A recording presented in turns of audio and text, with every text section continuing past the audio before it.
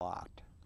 Except I think it would have to be much longer to get all the human rights violations of the Declaration of Human Rights to get it all. In fact, I think you would have to have a rather long robe that would cover the whole ballroom floor to get them all, and the back and front. And welcome very much to Conversations. A pleasure to welcome to the program Jeremy Taylor. He's a producer here, and he's got a program, Step Up Time, and he's a human rights activist. And there's a lot of stories to tell. We're going to show a couple of clips. And Jeremy, welcome. It's so good to have you on the set. It's a pleasure. My pleasure to welcome you. And could you share your own background? Education, born and raised, that kind of thing. Grew up on East 86th Street. East 86, yeah, okay. And just went to high school there.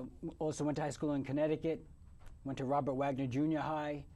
Spent a lot of time out in California. Yeah. And I'd say just within the last 5 years, just became really dedicated and focused to human rights. What were you doing out in California?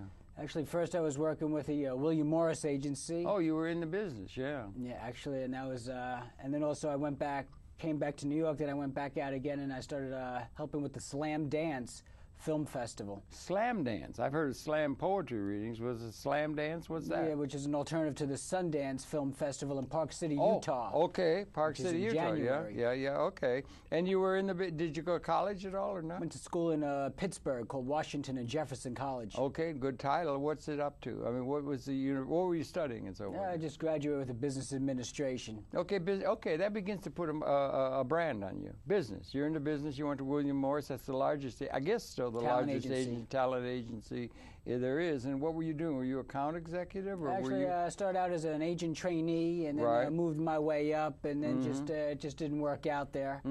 Came back to New York City for a while. Right. Then went back out to Cali because it's kind of nice out there. You like it? Which part? North, south? I actually prefer the north, but I was living in L.A. Yeah, L.A.'s another place. They get those fires a lot near. I lived in L.A. for a year. Long Beach is near part of L.A. Nice weather. Absolutely gorgeous. Every day you wake up is perfect. I mean, it's like Shangri-La in that sense. That's about it. But you were in the business sort of, and now you're doing this program, and then you picked up an interest in human rights, right? Yeah. How did you come to that, if I may? Because you could be at William Morris without being terribly concerned with anything other than the terms of the contract. Exactly, which was like I had no idea about human rights while I was working at William Morris. It's once I got back to New York City, and I actually picked up a New York Times and was like, whoa, what's this? And that's when it kind of like dawned on me, and I guess you could say I caught the bug. And that was about 10 years ago, you said? Exactly, where I made this film called U.S.-China Relations about, Chinese Communist Party's brutal crackdown, mass crackdown on Falun Gong. Yeah, you saw Danny Schechter's work. Exactly. Danny Schechter did a great thing early on that. I know Danny. Yeah, Danny's a great guy, great documentarian maker, and works hard. He's a leading light. He really is. He's right around the corner from where I live. I love Danny Schechter. He's great. He should get some sort of Emmy or something like that because he's a great documentary editor. He's also can write. I've talked with Danny on the telephone because we're friends, and I was talking with him, and he's writing, and he's got his site, mediachannel.org. That's right. That's a great site. They got every newspaper in the world practically. He's brought them all together. Walter Cronkite gave it his blessing. He had been at CBS, and he had been at CNN and all that. He's had that experience, really smart.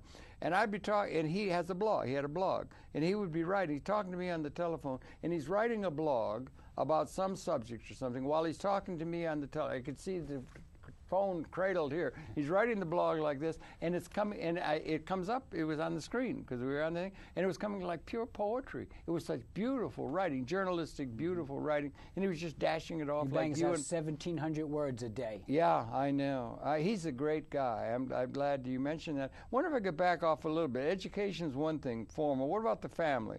What was the family setting when you were younger, growing up? I heard you go through a couple high schools quick. Was it intellectually oriented? Was it business oriented? What were your dad, your mother up to, and that kind of thing? Yeah, actually, not intellectually oriented at all, but real good folks. Right.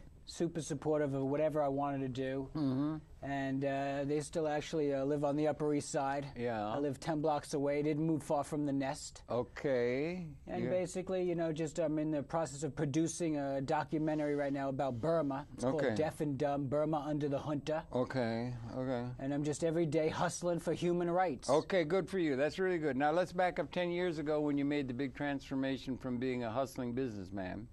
If that was your consciousness. Exactly. Just a hustler?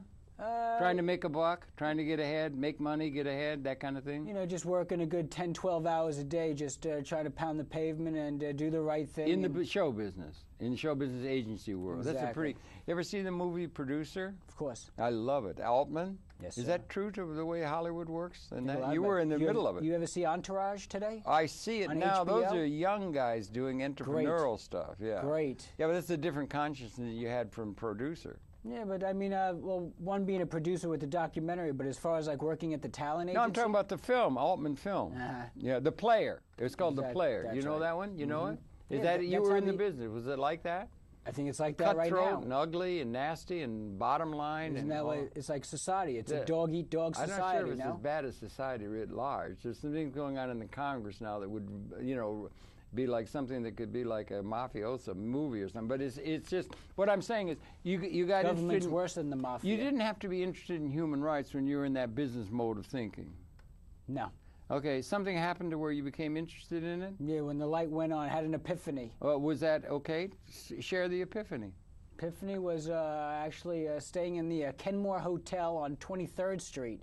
Kenmore. Yeah, I know it. Yeah, I know that, of it. Giuliani and Janet Reno decided to kick in the door, and it was a big drug bust but there was nobody in there. It was ridiculous. You were in there? It was in that shit pit. Pardon my French. That was the French. I mean, that was the French. That was the hotel. That was the hotel that, you know, because it just had a bunch of, you know. Like a flop house? Or exactly. It was an SRO. But not that bad. Well, some SROs are good, yeah, but. But anyway, so. Were you in dire circumstance economically? Yeah, I guess so. At okay, that time. Really focuses. Still the am, mind. actually. You know? Always have been or no? Were you living high for a while? Never flush. Never flush. Never like, but you know, living large. You were comfortable? No complaints at all, Harold. Okay. Until, and then you were, and you got a thing, and then it was the police broke through the door, and that put your mind into a different set? I was just actually, while I was staying there, you know, then that's when I was just picked up the newspaper for the first time. And I was reading what was going on. Did they arrest you? Were you arrested when the police came Actually, down? I wasn't there when they came in. Oh, okay. Because that's how I knew, because when I came back to the hotel, that's when I saw Giuliani and Janet Reno in front. They were in front of the hotel? You know, making a big speech. About the bus? About nonsense. And what was it? They were busting drugs or something? Yeah, or what? It was small potatoes. There was nobody in there. It's ridiculous. Yeah, a lot but of it that was. It's good, I guess. But you were a tenant there, or you were staying there? Yeah, I was a tenant there. And it was them standing out there and the hypocrisy of it. Did it happen all of a moment? Epiphanies are worth thinking about. I was standing in the corner of 43rd and 7th, and along came Willie, you know, like Damon Runyon would write. It was a thing that happened all at once, or did it grow up over a number of weeks or months? No, it was just one day upstairs in the room, you know, small little tiny room. Yeah. You know, and I just picked up the paper first time I got it. Yeah. You know, I decided I'll buy it. Yeah. And that was it. It's just Which paper was it? It was the Times, or I think the New York Times. Yeah. Had a picture of Mr. Giuliani? I don't remember who I had a picture of, but I was just reading about international news and just about human rights abuses. It wasn't relating to the bus. No, had nothing to do with Kenmore. No, exactly. But your consciousness was in a different state, having witnessed that. Is that correct? Possibly. Yeah. Okay. But whether it was about North Korea or whether about something in Africa or in China. This is a major turning point in your life. I guess so. Yeah. Do you think about it there? You ever see the movie Slacker? I think yeah. Linklater, great movie. He gets in the cab at the beginning, and he's coming out, and he's just saying, gets off the bus or something, and he says, I was talking to a girl, I could have gone in the other cab, and if you went that way, it just the way life develops, one little change would change your whole life, you know? Isn't that something? So it was something like that. You had that change, right? And then you hadn't been interested in things like the Declaration of Human Rights or anything prior United Nations, to that. nothing. So that would be 10 years away from now. So that would have been Exactly. about 1998. Exactly, yeah. So that's relatively recent, although you're young and everything. So that was the thing, and then you got interested in the cause. Exactly, it's human rights. Human rights, yeah. And Africa, Southeast Asia, China, Tibet, Burma. Now you have Darfur. Back then it was South Sudan. Everyone's talking now about Darfur. Darfur. What about 10 years ago? Same dictator, Omar Hassan al-Bashir, Sudan. But you know he was doing the genocide in South Sudan. You did that wonderful thing with Richie Speciale here with Beijing tune out during the Olympics. Yeah, that's right. And then you also had the stuff Boycott coming in the from Beijing Mia Farrow. Olympics. That was really good. She was sending in things from Darfur. Every day she sent in video. Then you put it up, and that was really good. You were making that connection, and you were into it. So that happened about 10 years ago, that state of consciousness. No, that just happened now. No, I know that did. But I'm you know, saying the that epiphany. No, we're back to the epiphany. Yeah, right? when the light went off. The light went off, and you Caught the changed. bug, You had the this human great rights change. bug. That's the stuff you can get into a poem or something. You that really a big move, and then you really become interested in that. The Declaration of Human Rights. Yeah, universal 1984, declaration. 1948. That was. Now they have a thing called R2P, responsibility to protect. What's that? Means like if there's a dictator committing genocide against their people, the United Nations supposed to step up and do something, whether even if it's militarily, to prevent people from being butchered and slaughtered. R2P, responsibility to protect. And that's something that is part of the UN papers? Just a brand new doctrine. But it doesn't matter because the Chinese Communist Party, China's government, they'll always obstruct it, block it, prevent it from being implemented. That's the way, that's Chinese Communist Party. Okay, you did a lot of reading and a lot of catching up after you had that epiphany, right? Right. You've at been that reading hotel. a lot. What have you been reading? What have you been reading that's informed your attitude toward the world about these human rights with such vehemence or such strength, if I may say so? It was not just reading, but recently being in Dharamsala, India. And just being there and seeing the way things are over there. And I came back and I see Americans spoiled, and I see our consumption more. And I find it actually be kind of like sickening.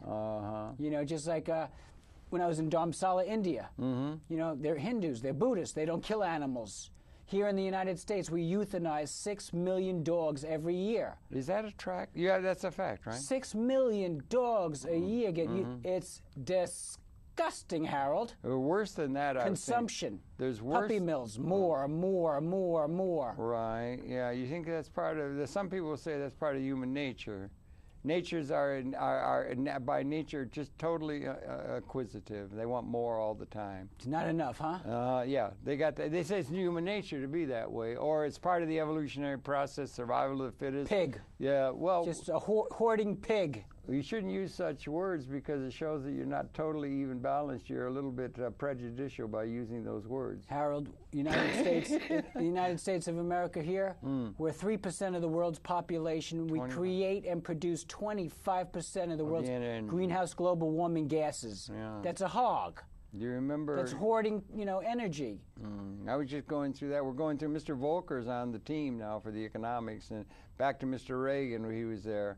You weren't there when he was. I was in California when Mr. Reagan was in Sacramento.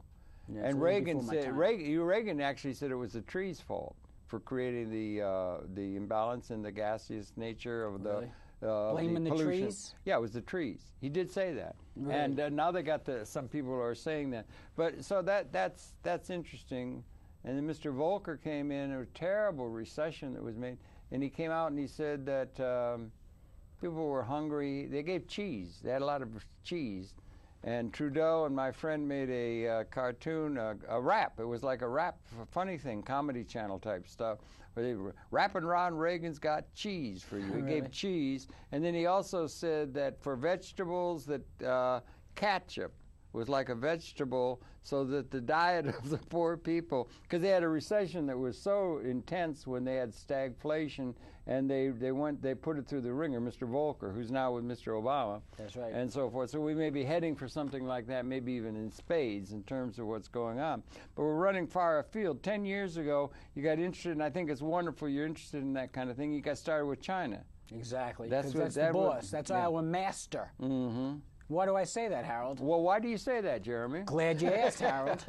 Because, Chinese Communist Party told George Bush, do not meet the Dalai Lama at the White House. Don't take a picture, still picture, with the Dalai Lama. And he didn't do it. Same thing with Gordon Brown, England's Prime Minister, at 10 Downing Street. Don't meet Dalai Lama at 10 Downing Street. Gordon Brown didn't do it. Sarkozy. Is this pre or after? Right now, recently. No, is that pre or after the Olympics? Right. They were running that. Remember, they were running the Olympics and after. How about Sarkozy right now? They told him don't meet the Dalai Lama in France. He didn't do it. Dalai Lama's got a good reputation all over the world. He's but a major the point figure. is, the Chinese Communist Party is the boss. They're our master. If they say something, we do it. They say don't meet the well, Dalai we Lama. had better do it. They bought up all our T-bills, or we built up our huge $1 trillion of debt to them, and they can pull the plug anytime they want and bring us down. They're our master. They are our master. We're their slave, right? That's used to be the other way around in the time of the Opium War. Because we want access to their market. Coca-Cola wants to sell 30 billion bottles of Coke every year in China. That's a big market, all right. You used to know from McDonald's, marketing. Kentucky Fried Chicken. Yeah, but all that stuff, people, they want access. So, and China will cut it right off. They'll punish you. They'll have government-sponsored boycott. They just put through a big stimulus package in China that is going to try and anyway. But I saw Mr. Hu, and then we got the Hu human. Jintao.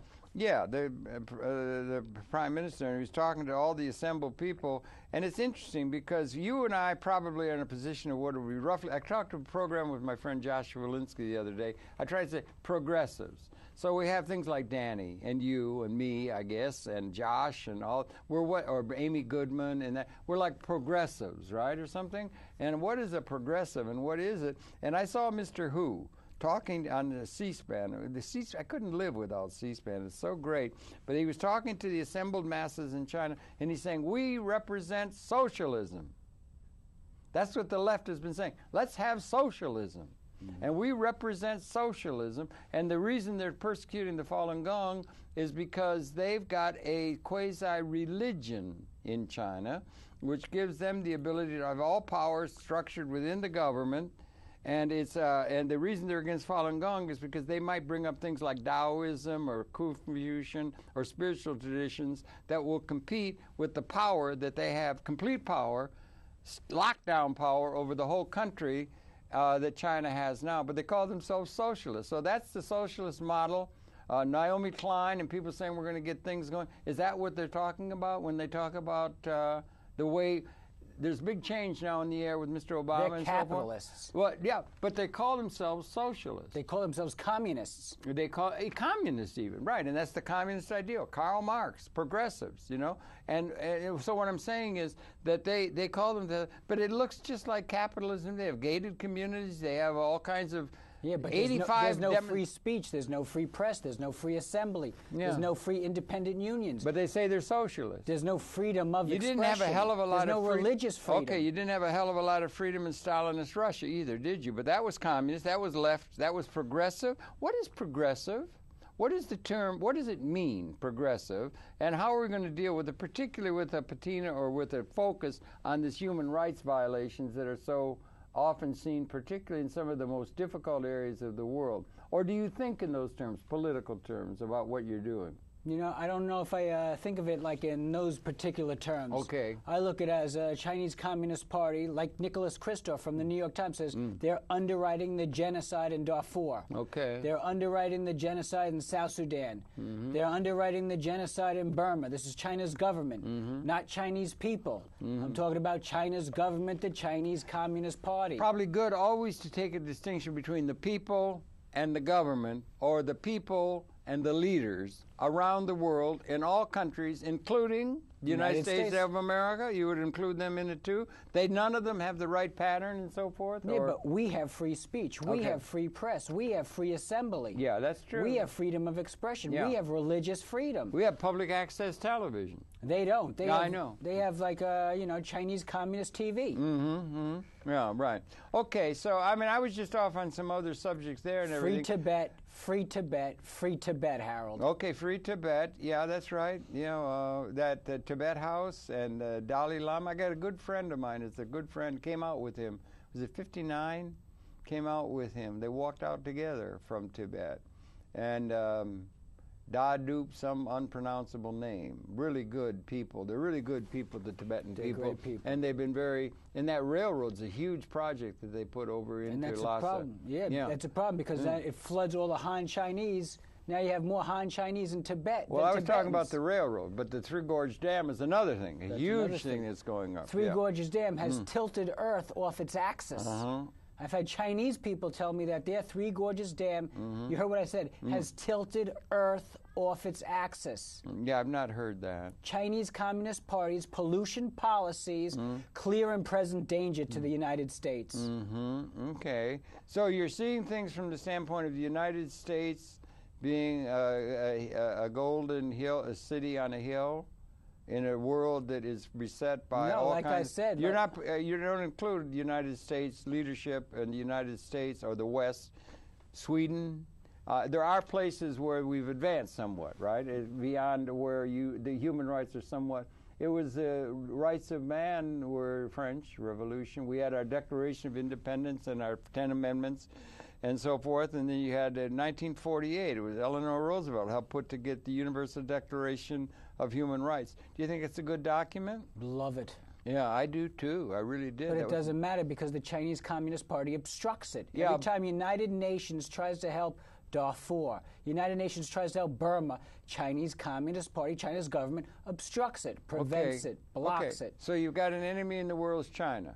No. China, that's what I'm trying to get China's at. government. Okay, Chinese government. Communist Party. Okay, particularly that's enemy. They used to have Al Capone. Yeah, because if that one falls, then it solves Darfur problem, it solves Tibet problems, solves Burma problems, solves North Korea's problem, solves Zimbabwe. Chinese Communist Party, China's government protects the world's worst perpetrators. Why? They keep the world's worst perpetrators in power, Harold. Why? Because they want those countries' resources. Okay. Their oil, their gas, their minerals, their forests. Right. They want to plunder it all. And we should be able to plunder it. No one should be able to plunder it. Yeah, but you know what I'm saying. Is it just China that's the problem? You know what? Or is it the governments all over the world? Governments all over the world. Well, that's what I'm trying to get at. Rather than, I can understand because you got the Darfur and all that kind of stuff. But we're not doing it in countries where the world's worst dictators are. You know, Burma's Senior General Tan Shui is prick of the planet #1. Really? Yeah. Okay. Senior General Tan Shui, Burma. Nasty man. Who protects him? Geez, what a surprise. The Chinese Communist Party. Is that, you research this a lot and everything, and you're talking to people, well, yeah, a little bit, but seriously, and you got links to the people that are covering these things, and this indictment against Burma, what's going on in Burma against the Buddhists and so forth, is terrible. Yeah, right? Buddhist monks. Yeah. Where is it? They're defrocking them. They derobed those monks. They were their monk status. Then they changed them back to layperson status. That's why in Burma, after those monks were marching last year, they said, where'd all the monks go? Where'd all the monks go? They've been derobed, defrocked, sent back to their villages. They've been changed back to ordinary lay people. Well, that might be the Communist Party's holding sway in China because they've got a religion that's called Marxism. Leftism, progressivism. They would claim to be progressive. Again, back to that. And they don't want any competition from Jesus or Buddha or any of these kind of spiritual traditions. That's one of the marks of it. And so you've got a modern religion. Marx said religion is the opium of the people. We're secular, we're modern, we're progressive, and socialism, and that kind of thing. That's a larger issue in terms of the way the world's organized, what I was trying to get to. But you have a particular brief against China. China's government. Chinese government. Yeah, you do have that. One of the things is, and you had 9-member Politburo Standing Committee that's committing genocide in Tibet. In the name of Marxist communism. Committing genocide in Tibet, committing genocide in Xinjiang, underwriting the genocide in Burma, underwriting the genocide in North Korea.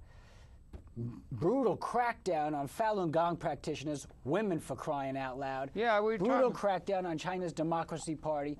Hu Jia. You know, I'm talking about Chinese prisoners of conscience. Shi Tao, Chinese prisoner of conscience.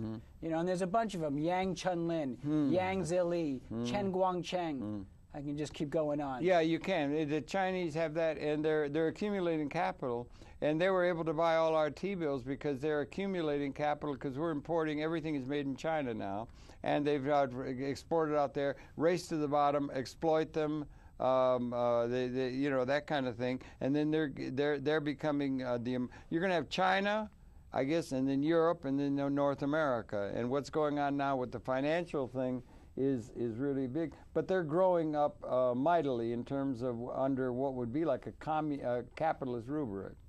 But they call it socialism. One wonders where the... no, they call it communism. You look at their flag, those stars, that means communism. Communism is even more... You go to their website, they say, our Communist Party. Yeah, and socialism. Left. The left, the progressive. That's why I was saying progressive. I mean, you can be opposed to these kind of things like you are, or are we or not, but maybe we're getting too far afield from your absolute concerns and everything. And it's obvious that you and Richard, we got a couple pieces of footage. Maybe we could put it in, right, to show it. Let's play it. And we got that. One is, maybe you could just say set it up.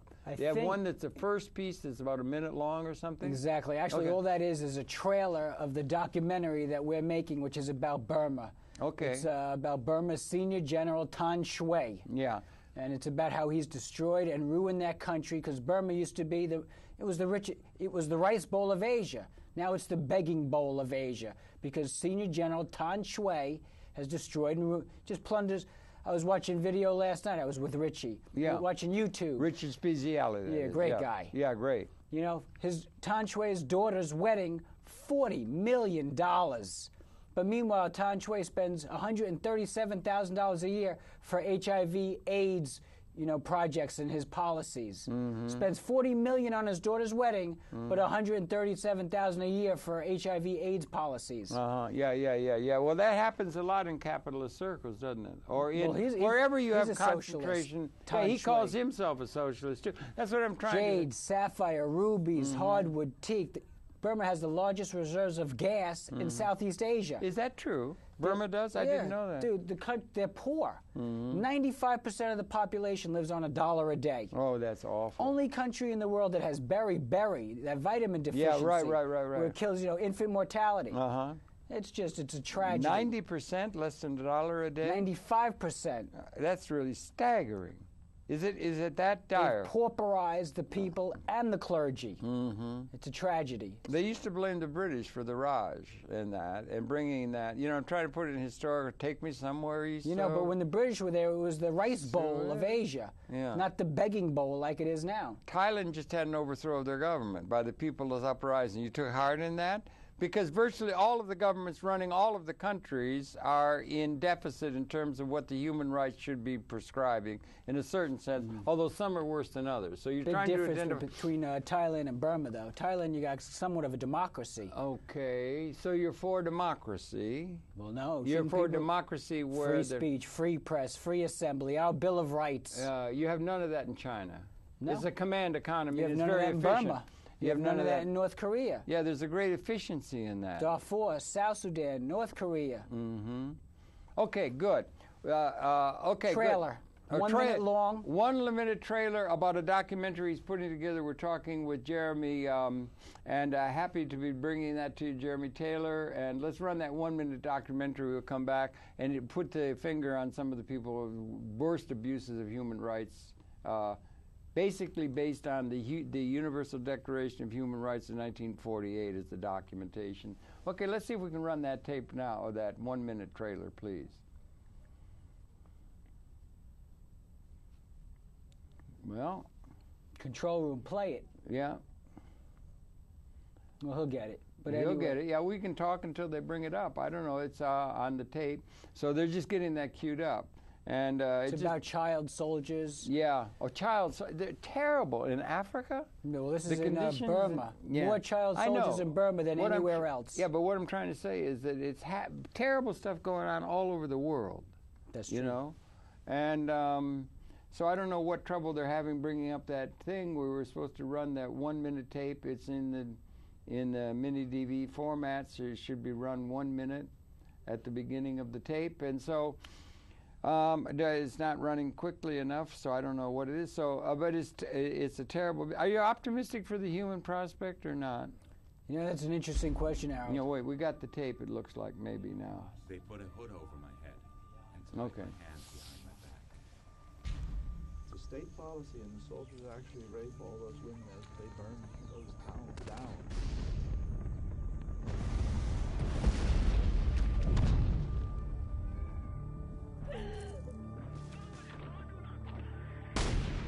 He died on the spot, just only 15 years old. He's a kid. And all the rest of the monks are gone. A lot of them have fled the country. A lot of them were imprisoned, beaten.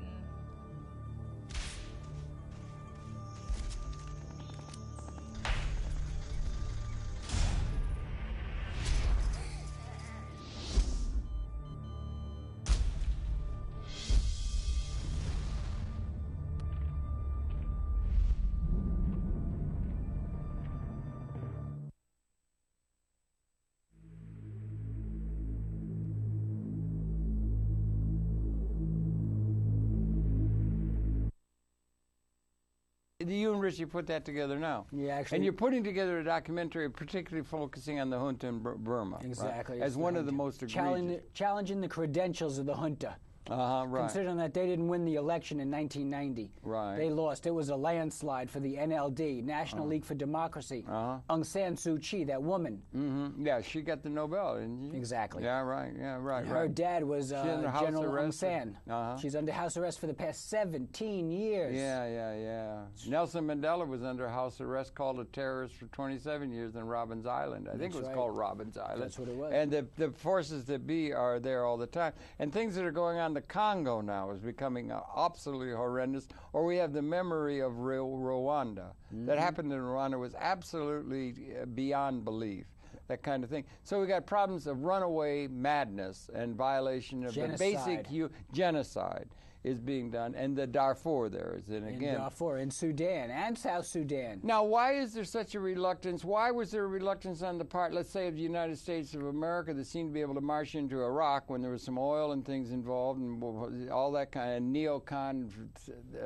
neocon kind of formulas going back to the 70s? But why were we not able to muster anything when it came to, say, Rwanda? When that happened. Rwanda or Darfur right now, or South Sudan. They have a term, realpolitik. Do you understand that? Yes, sir. That the only obligation a leader has is to take care of the national interest of the tribe he represents so that they can become strong and go steal the grain from others and take care of their own tribe. That's where it stops, and it's only the national interest. There's no concern for larger issues at all that are relevant in geopolitics of the operation of the planet. That's realpolitik. If that's the type of person you are. No, that's the way that it is assumed. That's a president of the United States is violating the Constitution if he takes into account anything other than the national interest of the United States of America. And if he starts talking about Universal Declaration of Human Rights, you're getting into mystical kind of stuff that is not relevant to what his constitutional responsibility is, to represent the interests of you and me as his tribe.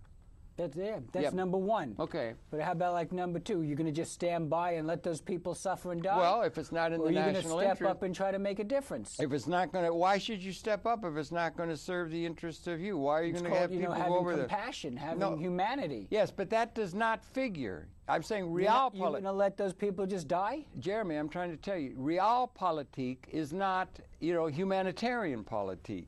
Humanitarian politik is, airy-fairy, thinking about how things would be nice of a utopian, not to be achieved. Prevent women from being raped repeatedly. Doesn't matter. If it's not serving your interests, and the interests are prescribed by the corporate elites that run all the different countries and that sort of thing, by and large, or by the well-to-do everywhere in the world, don't you think? Or what do you think? Do you think the world is well set up? You seem to have regard for the United Nations. It doesn't have much power at all. It's all sovereign states. No, I think it has a lot of power. You think it does? 60 ways the UN's trying to make a difference, but every time they step up and do something, they get blocked and obstructed by China's government. If you can't do anything, then you don't have power. China's government obstructs every resolution. Well, they can, because that's the way it's set up to make sure that happens. Do you understand what I'm trying to say? Yes. Is the way the world is set up is not set up to accommodate idealism. It's set up to accommodate realpolitik of national interest of warring like mafia dons who run the world. It right? No, it's just the way the world is. Varying degrees. No, it's the way the human being is. The way the human condition is. And I asked you before, are you optimistic for the human prospect? We now have, Jeremy. No. You are not. No. Okay, that's an interesting kind of existential position. Too selfish, too spoiled. We have weapon systems that are now hoarding, species lethal. We can blow up the Pig entire. At the trough. We can blow up the entire. We can eliminate the entire human species with the weapons that exist now. That is newly so since about 1970 only. And we still have the old outdated ideas. We don't have another vision of an idealistic, democratic, or some sort of way in which we can benefit everybody. We don't have any economic assumptions about our economics or anything that is relevant to what the future requires in terms of elemental justice, and is breaking out on all levels all over the world now. The human rights violations and the injustice that is endemic to the situation that exists in varying degrees in every political entity, including the national institutions. A little depressing. Welcome to planet Earth. Okay, well, that's the thing. So do you think... I think we're... I don't even want to you say seem to be down on humanity in a way. You know, Or just like on the people that you just mentioned, the people that'll stand by and let other people suffer and die, the people that won't step up and try to make a difference. Either you're going to step up and you're going to try to make a difference, or you just stand by and let people suffer and die. Which one are you? A lot of things. Stand by and let people suffer and die. No, I'm not saying it's the political leader. They let... one thing discouraging is, or encouraging, maybe in a sense, we just had 8 years of Mr. Bush. We got a new president. It might be hopeful that he's talking about things changing. How about George Bush? He believes in like fighting tyranny, liberating the oppressed, right? He says, yeah. So he claims. I kind of believe him. I believe he thinks it's like a God-given right to be free. What's wrong with that? I don't think... You want to live under a dictator? No, I don't think I do. Do you? No. I wouldn't want to. No, I wouldn't want to either, yeah. But Hitler was voted in 1933, and I think by 1939 or 40, he was, I'm not sure, but I think it's close to 90%, 95% You know, I just approval. got back, I don't mean to interrupt He you. was approval. Bush has now gone through a kind of thing, a lot of people worry about fascism, okay, where the power of the culprit and the government get together and they do, and that... I think it's ridiculous can you to imagine equate him Bush being, and Hitler. Okay. Ridiculous to equate Bush and Hitler. Oh, you do? Okay, go ahead. Talk, yeah. Yeah, I mean... No, the only thing different is that Bush is now the stupid and most... absurd to say it. Oh, you do? I'm not saying you saying it. I'm saying I've heard it from other people. Yeah. I think they're imbeciles for equating Who say Bush that? and Hitler. Some imbecile that I know. You know, and I hear a lot of people like equate Bush and Hitler. I mean, what he was trying to do, but he couldn't pull it off, and he became unpopular. Hitler was still popular. Hitler stayed popular. Until But they were trying, the neocons were trying to pull off a thing, torturing people, Guantanamo, torture. They're terrorists. Yeah, they were terrorists, but they couldn't pull it off. So there was some degree of a political process that did not give him 90. Imagine if he had coming up to... Saddam Hussein a humanitarian? I don't want to go into that. That's a different thing. But that's the violation of human rights were creeping in. Posse comitatus being overlooked, or tear up the Constitution. Those kind. But he couldn't pull it off because there was some democratic effort on the part of the people to combat that happening, unlike, let's say, Nazi Germany, and people stood by why so many people were decimated within a... Stuck in a gas chamber. Yeah. And that's something you want to, that was there. And the weapons have become so much more effective. So there may be something positive in that. And so now we have some people are really worse than others. It's all bad. There's no vision there that really has what the future requires, like a liberation. You have weapon systems, an existential reality that if they're unleashed, what happened in Bombay the other day, and nice terrible hatreds, ethnic hatreds and so forth between the Pakistanis and the Indians, they got atomic weapons, 50, 60 of them like that. They can set it off. Israel's got a couple of hundred. They can set them off. And if they set them off, as well as new weapons, gas, destruction.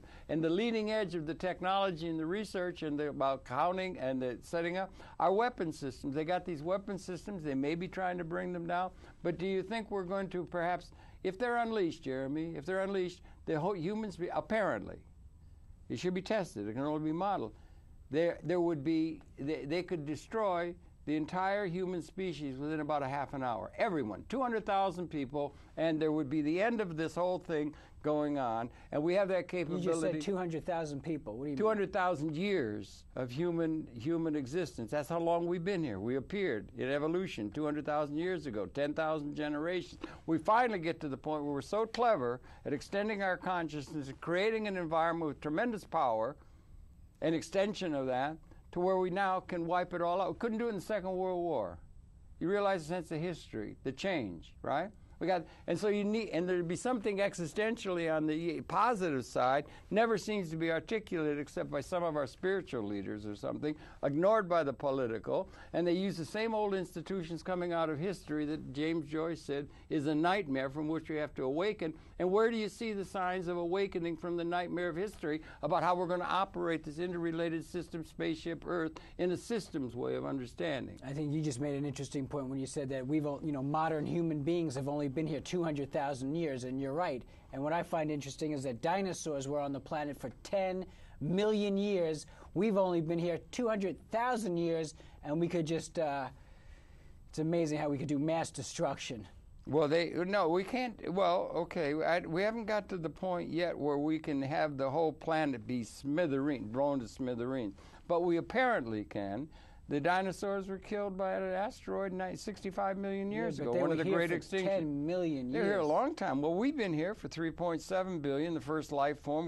The universe has been here 13.7 billion years, and it's an apex by mankind. And we have the super capability, and we have a capability technological, to collectively. Piss it all away. No, we have a capability also to, in an unlimiting, transcending scarcity capability to provide for everybody. We have a technologically augmented capability to assume or see that we have actually transcended scarcity in an ontologic sense. Equally significant to the existential nature of the fact that we can now destroy all human beings. We can now take care of all human beings within an ecological context. We have institutions that are in place that do not serve or what the future requires in terms of being able to deliver that, justice, and so forth. We have the capability, and so it's a major issue of lack of vision of how are we going to transform and create a thing that will let us do what we're technologically capable of doing in the interest of the living of the whole system. And we don't have leadership in that direction. It's a tall order. That's why I ask you, again, trying to put it in a historical context. Where is the vision? And it would have to be something to do with economics, and something to do with justice, and something to do with a new way of forming capital and getting demand into the people's hands and so forth, beyond those systems that are in place now. I don't know. You just said we're capable of helping everyone. I just recently got back from India. Yes. And I don't know if I saw... I think poverty. Whoa, that's an understatement. It's a shit pit. Mm-hmm. And, I don't know if we are capable of, I saw, whoa, I don't think it is possible. You haven't to had a help chance everybody. to travel much around the world? Most of the world is poverty. No. Poverty struck. About 20%, I guess, live well in gated communities all over the world. Some countries are better off than others. No way to help everybody in India. You no don't way. think so? No way. Okay. Well then, not capable. Okay. So then, but what you're targeting are some of the most egregious.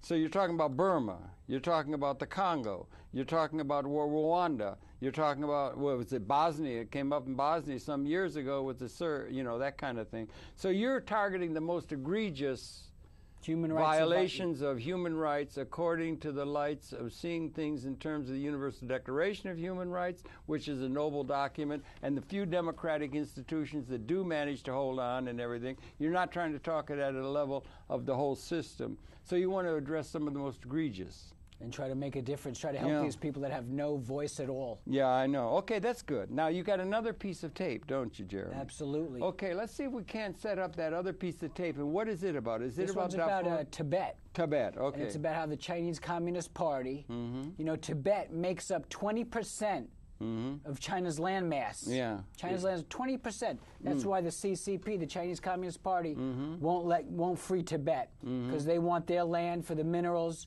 for the water, for the gold, for the diamond, for whatever else is under that ground. That's why China wants Tibet.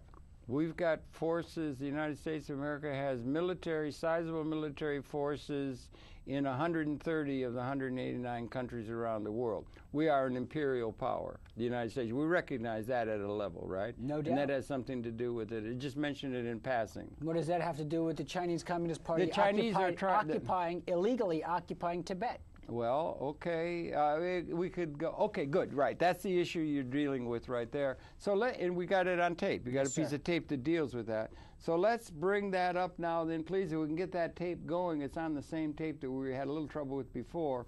But if you can bring it up, it will be dealing with Tibet and the situation in Tibet. So if we could run that piece of tape, what's that? This one's about how long? About 5 minutes? Yeah, like 3 minutes maybe. Okay, we're 45 minutes in, so we should be able to get it in if you could. Mr. Zhang Shan told us his experience in Tibet. Zhang worked with a geological team in the Chiamdao region of Tibet for 5 years after he graduated in the 1980s. 中国最厚的一片、最大的也是最大的一片原始森林，就是在西藏的东南部。我当时印象非常深刻，就是我们经常开车顺着公路走，公路通常会修在河边，就是河这一边的，靠着公路这一边的这个山坡上的树，基本上都被砍光。原始森林这种东西被砍掉以后呢，恐怕没有几百年是很难恢复的。所以在那个自然地貌上，通常会看到就是成片成片的被砍掉的这个树林。甘孜州有18个县，每个县呢都有金矿。在甘孜州，就有很多来自内地的一些汉人在那个地方采金。所谓挖金矿呢，通常并不是说从岩石里面挖出来，而是采这种所谓的沙金呢，这是在这种河床里面挖，和在一些比较平坦的地方吧，就是以前的地质上叫冲积的这个台地上面去挖这种金矿。那这种台地通常是草啊什么的，这长得比较好的地方。那挖金矿就会把这个草地全部掀开，把上面草皮掀开，然后把里面的沙子挖出来，先用水把它淘了，然后再丢的这个水银里面啊，或者是用一些氰化物来处理。一方面对草场呢这个损害比较大，另一方面汞呢是毒性非常高的，尤其是汞蒸气，这个是对环境损害相当大的一件事。The Qinghai Tibet Plain is the source of several. And that's it. Okay, that's the end of the clip. So come back to us if you can. Okay, yeah, that's the thing about Tibet. And that's the reason why the Chinese Communist Party, China's government, will never give up Tibet, because they want their resources. Right now, China's building a tunnel with all of Tibet's water, all the water from Tibet's Himalayas. It's all going to Beijing. Oh, well, they would have like... Because there's no water in Beijing. Beijing's table water, 95% gone. They've sucked all the water out. Do you think China is... a lot of people say, the 20th century was... Britain was the 19th, America's the 20th, and China's the 21st. That's right. They're growing. They got all our T-bills. They got all our debt. They are producing. We are not. Everything's been going over to them. We don't produce anything anymore here. The car industry is about to go under, or could well go under here. We're falling behind. So China is on the rise, and we're on the descent, right? Yeah, we have some ties to... It is primarily in the West, Europe and the United States, where the Universal Declaration of Human Rights seems to have application in terms of the institutions in place. Now, we have a constitution. We were able once China becomes a superpower, that all ends. That's why before China becomes a superpower, before China's government, before their economy becomes number one, before their military compares to ours, we have to make changes at the UN. Once China becomes that superpower, UN's irrelevant. Universal Declaration of Human Rights, irrelevant. Helping Darfur, irrelevant. They'll block, obstruct, prevent every resolution to try to help for human rights. They will. They're the main culprit at which you point the finger at this moment, right? The reality. Okay, to the reality.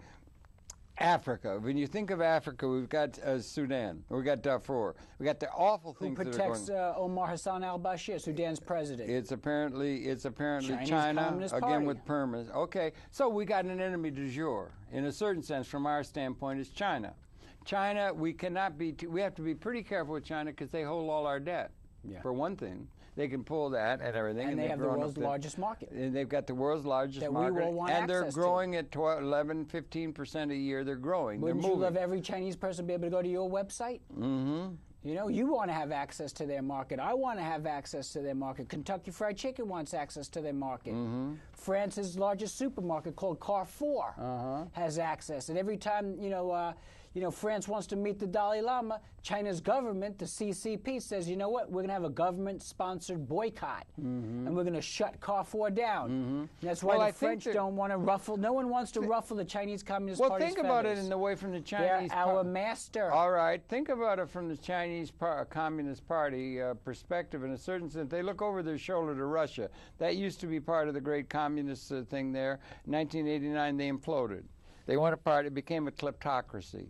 And it was going to be shock therapy. Our economic advisors are going to tell them how to operate and do shock therapy. And that won't happen in China. All right. They won't. It couldn't happen. Can't overthrow them. Okay. Well, they don't want that to implode.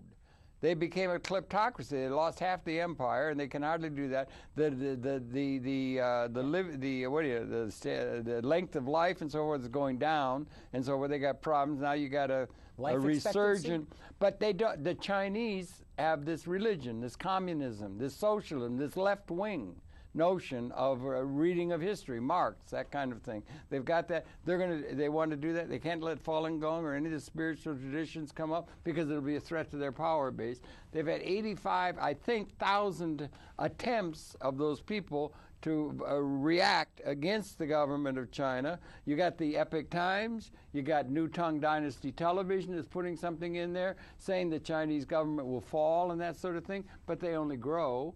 And they're able to put down with, objections there. And you're beginning to get some people coming into the middle class, some people beginning to rise a little, and they're going, and we can't do anything. That's what buys the CCP time. Mm-hmm. The economic growth, it buys them time.